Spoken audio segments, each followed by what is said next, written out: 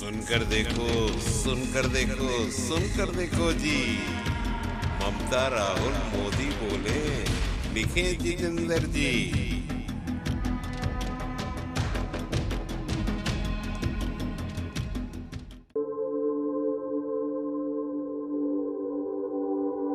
দেশের supreme court, আমরা মনে করি বিচার ব্যবস্থা এখনো মেরুদণ্ড সোজা রাখা মানুষজন রয়েছে বলে দেশটা বেঁচে আছে।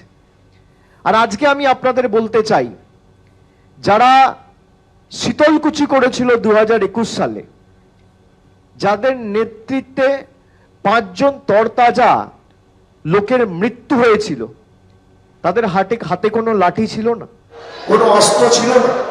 গরিব নিরীহ মানুষ নিজেদের ভোটাধিকার প্রয়োগ করতে বুঝে গেছিল। আর যার নেতৃত্বে সিআইএসএফ এই ঘটনাটা 2021 সালের এপ্রিল মাসের 10 তারিখ করেছিল, সেই শীতলকুচি হত্যাকাণ্ডের নায়ককে বিজেপি এখান থেকে প্রার্থী করতে চেয়েছিল। পরবর্তীকালে 4 বছর, 5 বছর, 8 বছর, 10 বছর একবারও বিজেপির কোনো কর্মী সমর্থক আপনার পাশে এসে আপনি কেমন আছেন, আপনার বাড়িতে দুমুঠো খাবার জুটেছে কিনা, কোভিডের কারণে সবার শরীর ঠিক আছে কিনা, মাথার উপরে ছাদ আছে কিনা, পাড়ার সামনে রাস্তা হয়েছে কিনা, কোথাও আলোর প্রয়োজন রয়েছে কিনা, বাতিস্তম্ভের প্রয়োজন রয়েছে কিনা, স্বাস্থ্যসাথী কার্ড ঠিক মতো পাচ্ছেন না, লক্ষ্মীর ভান্ডার ঠিক মতো পাচ্ছেন, জিজ্ঞেস করেছেন?